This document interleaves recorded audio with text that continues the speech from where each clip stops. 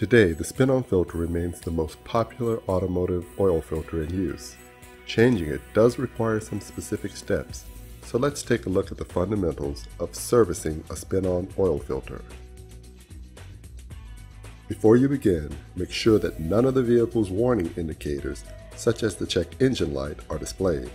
If so, the oil change should not be performed without first establishing the reason for the warning. Safety must always be a first consideration. It is always a good practice to use an oil out reminder. An orange cone is a common item used to alert others when the engine is being serviced and should not be started. This procedure will also involve working underneath a car or truck. Remember to observe all safety rules and procedures for securing the vehicle. The next step in the oil change process is to identify the correct oil type and the correct filter for your vehicle. It is important to use only the oil type that is recommended by the vehicle's manufacturer. This information can readily be found in the vehicle's owner's manual or by using approved online resources. When selecting the filter, use only the most current information available. The correct part number for your application can be quickly found on the filter manufacturer's internet website or through updated electronic catalog systems. Although filters may be very similar in size and appearance, they are not all created equally. Differences in media type, bypass valve settings, and base plate geometries are just a few of the characteristics that can make filters fit and perform differently. Remember, filters are specifically designed to function in specific applications. They are not interchangeable. Okay, let's move on to the tools that you will need. Other required items are a catch pan to contain the used oil as it drains from the vehicle, a filter wrench or cap wrench to aid in the removal of the old filter, a standard wrench or ratchet set that will be used to remove the oil pan plug, a funnel, cleanup towels, and don't forget your safety glasses. Begin the process of changing the oil by removing the oil drain plug, which is located on the oil pan underneath the vehicle. Make sure that you are removing the correct plug, as the transmission also has a drain bolt located on a pan also underneath the vehicle. Make sure that your catch pan is placed and positioned to contain the used oil as it drains from your vehicle.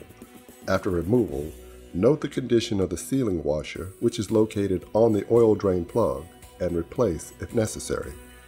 Once the oil has drained from the oil pan, replace the drain plug. Tighten the plug to the engine manufacturer's recommended torque, but do not over-tighten. Next, locate and remove the used oil filter. Reposition the catch pan if necessary, as some oil will likely drain from the used oil filter as it is removed. Exercise caution during this step. If the engine has been at operating temperature, the oil may be hot. When the filter has been unscrewed from the engine, make sure that the sealing gasket has been removed and is not stuck to the engine base.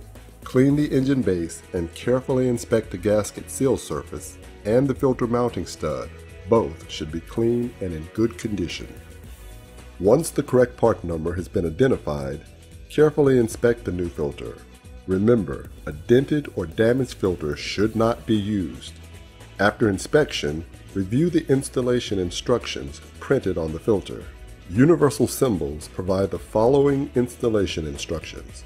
Clean the base and stud, oil the gasket, screw the filter on until gasket contact, tighten 3/4 turn after gasket contact, add oil, start the engine and check for leaks, check oil pressure.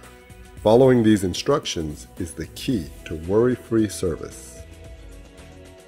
After the filter has been inspected and the instructions read, use clean new oil to lubricate the filter's gasket.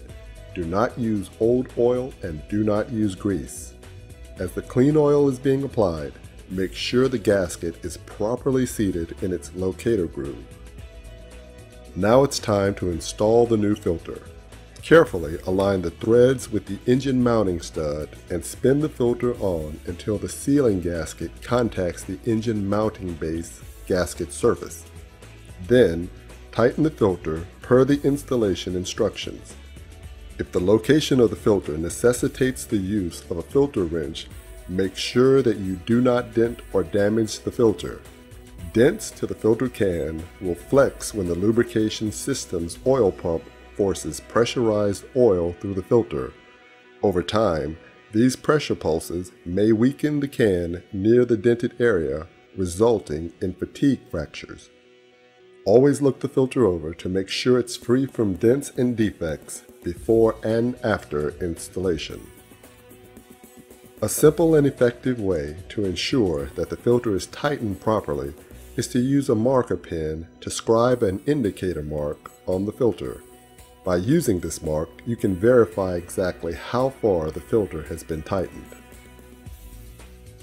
A capacity chart will identify how much oil is required for the engine. Never overfill and never underfill the oil sump. While adding the oil, frequently check the engine's dipstick to monitor the oil level. Make sure that all tools have been removed from the engine compartment and properly stored.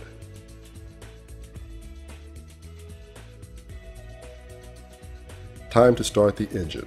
Let the engine idle for a minute or two. While the engine is idling, thoroughly inspect and watch for any signs of leakage.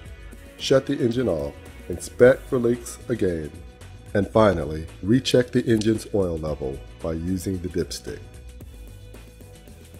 Always properly dispose of all used oil, filters, and soiled items in accordance to all legal and regulatory requirements.